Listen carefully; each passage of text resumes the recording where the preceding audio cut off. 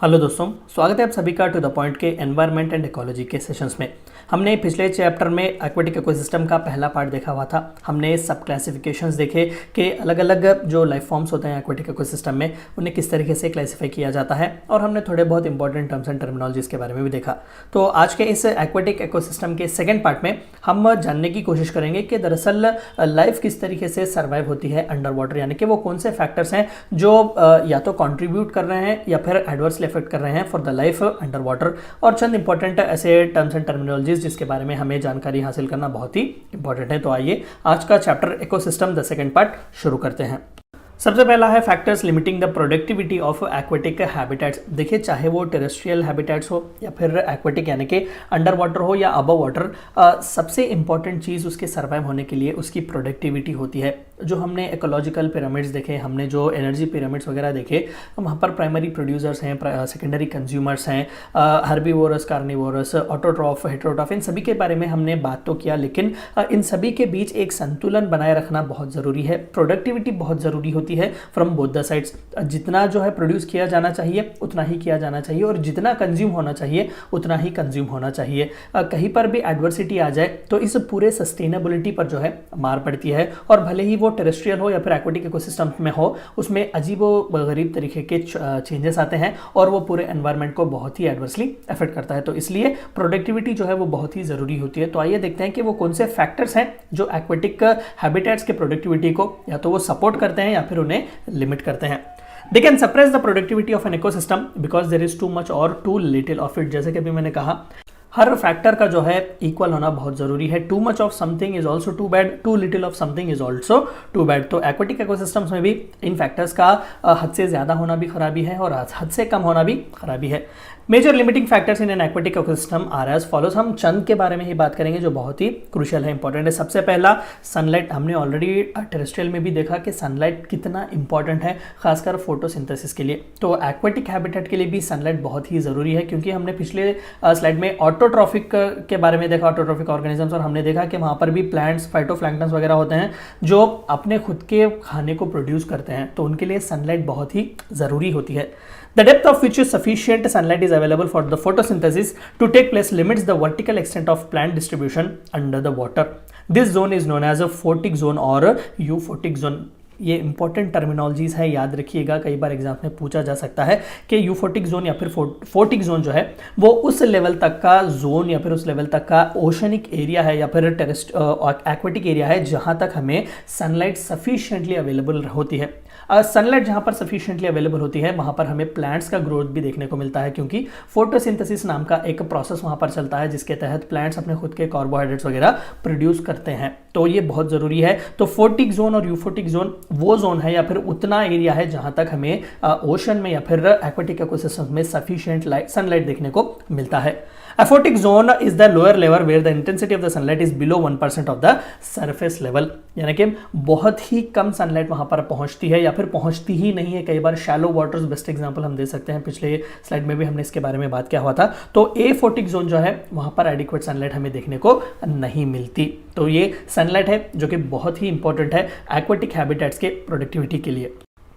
Nutrient level हमने already देखा, nutrition cycle वगैरह के लिए भी, तो न्यूट्रिएंट्स भी तो बहुत ज़रूरी है सर्वाइव होने के लिए। Apart from sunlight, nutrients such as nitrates and phosphates are required for photosynthesis. तो फोटोसिंथेसिस में जो है नाइट्रेट्स और फॉस्फेट्स का भी ज़रूरत होना बहुत ज़रूरी है। हमने नाइट्रोजन फिक्सेशन के बारे में भी पढ़ा पिछले चैप्टर्स में, तो इसी तरीके से यहाँ पर भी नाइट्रेट्स और फॉस्फेट की बहुत ज़रूरी है। तो यहाँ पर फोटोसिंथेसिस के लिए न्यूट्रिएंट्स का होना भी बहुत ज़रूरी है।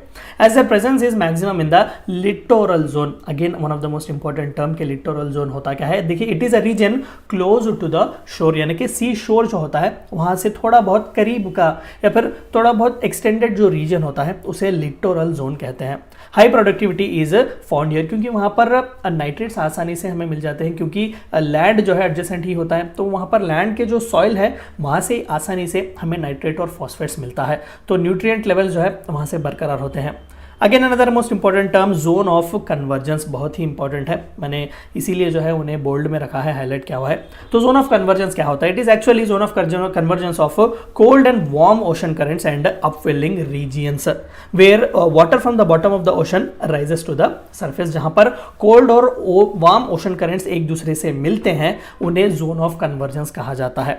They are rich in nutrients and have high biodiversity. यहाँ पर बहुत ही अच्छी किस्म के एक्वेटिक ऑर्गेनिजम्स हमें देखने को मिलते हैं, जैसे कि हमने पिछले चैप्टर में भी देखा कि यूस्टेरिस होते हैं जहाँ पर लैंड और वाटर के बीच का कन्फ्लुएंस जो है हमें देखने को मिलता है, और एक यूनिक जो है एक हैबिटेट वहाँ पर बन जाता है। तो उसी तरीके से in between the aquatic ecosystem also we find zone of convergence, जहाँ पर दो अलग अलग करंट्स जो है वो मिलते हैं, एक वार्म और एक कोल्ड, और वहाँ पर भी हमें रिच न्यूट्रिएंट्स वगैरह देखने को मिलते हैं और बायोडाइवर्सिटी बहुत ही अच्छी वहाँ पर होती है।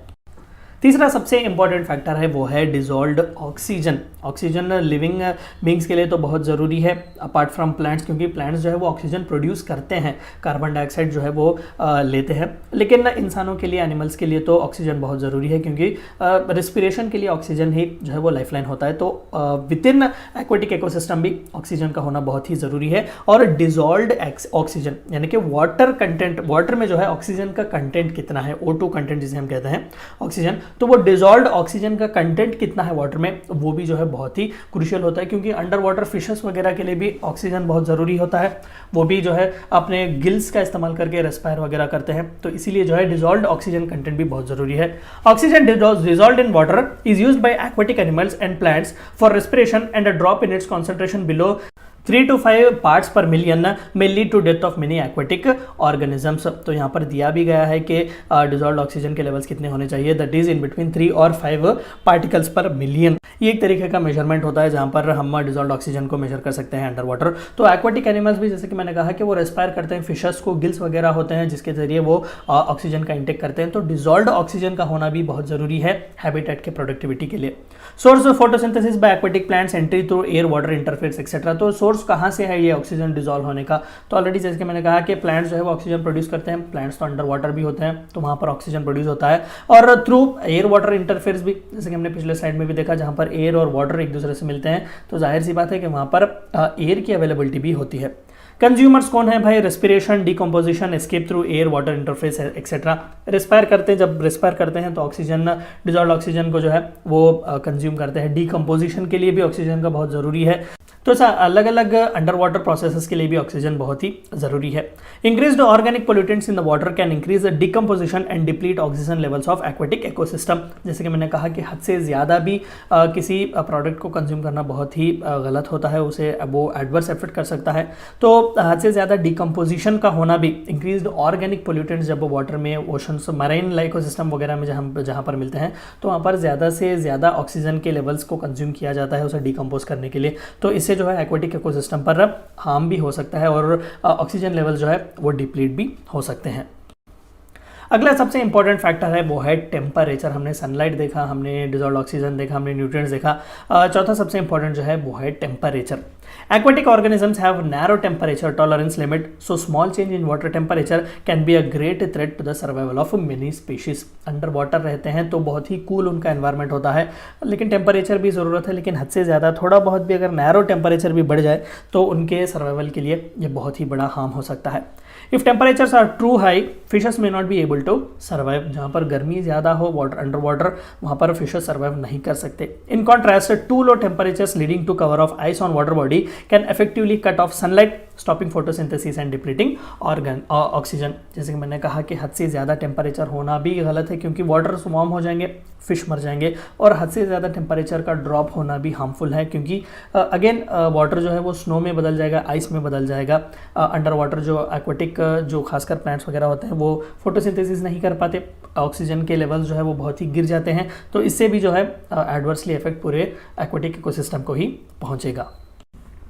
आखिरी सबसे इंपॉर्टेंट फैक्टर जो है, हमने ऑलरेडी इसके बारे में थोड़ा बहुत बात किया हुआ है, सैलिनिटी, यानी कि साल्ट कंटेंट कितना है, ये भी जो है इफेक्ट करता है एक एक्वेटिक इकोसिस्टम को। Different organisms have varied tolerance towards salinity और salt concentration in the aquatic ecosystem. हर ऑर्गेनिज्म का अपना डिफरेंट टॉलरेंस होता है साल्ट को लेकर, सैलिनिटी को लेकर, तो वो उसी लेवल पर या फिर स्ट्राटा में जीते हैं एक्वेटिक इकोसिस्टम में जहाँ पर उनकी बॉडी उस सैलिनिटी को सूट करती है।